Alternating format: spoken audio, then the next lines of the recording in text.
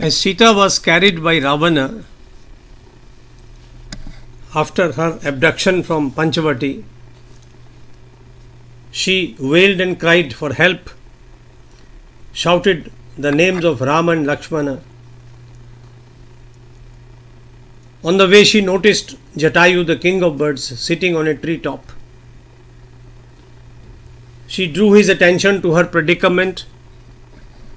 Arya Jatayu, she said, this heartless death is cruelly abducting a helpless woman. You cannot stop him because he is strong, is fortified with arms, and because his intentions are evil. Kindly inform my husband that Ravana has abducted Sita. Jatayu had been asleep. He woke up and noticed her plight. First he addressed Ravana, O 10-headed king, I am Jatayu, the king of vultures. I follow ancient religious practices and I am always truthful. You must not commit this deplorable atrocity in my presence. Ravana, said Jatayu, a king who follows his dharma cannot touch another's wife. Rama has not wronged you and you have no reason to commit this despicable deed. His killing of Khara when the latter came to wage a battle was no crime. Please release Videha Kumari immediately, lest Rama destroy you. Ravana, who can justify a deed which is neither according to dharma nor adds to one's fame or glory? I am old. I cannot fight you. You have so many weapons. However, I shall not allow you to carry Sita away without resistance. Jatayu attacked the flying chariot of Ravana. While he clawed at Ravana's body, the king hit him with arrows and his sword. Jatayu was no match for Ravana, who soon covered the former's body with a net of arrows.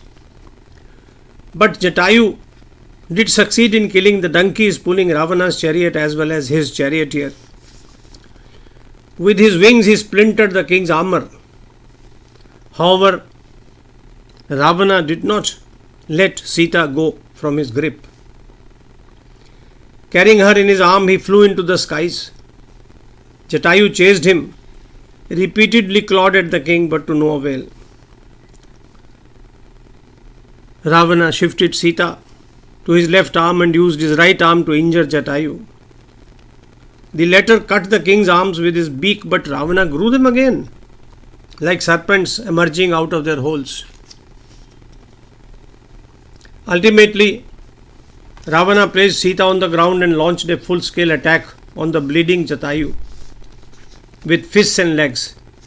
He then sliced his wings with his sword and felled him.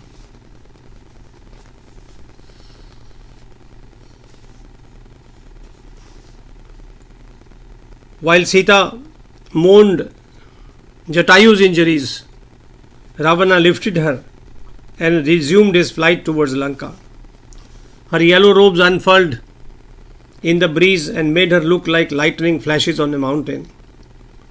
Her face, set against Ravana's dark torso, looked like the moon eclipsed by dark clouds.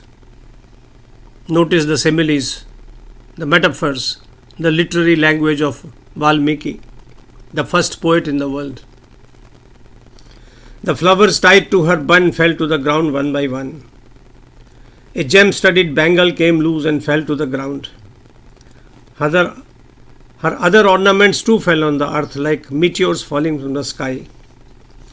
A brilliant necklace skidding between her breasts looked like the Ganga descending from the heavens. She was crying, Ha Ram, Ha Lakshmana, while glancing at the earth below. Sita noticed 5 mighty Vanaras sitting on a hilltop. She tore a piece of her yellow garment, tied a few of her ornaments in it, and threw them to the strangers in the hope that they might guide her husband when he came looking for her. Ravana flew over Pampa Sarovar, writes Valmiki, in the direction of his capital.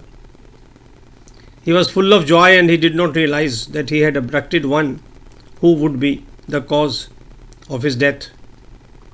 He shot like an arrow released by a mighty archer over forests, streams, mountains, and ponds. This is the tragic tale of Sita's abduction and Jatayu's effort to rescue her, an effort which did not meet with success. Jai Ram Ji ki.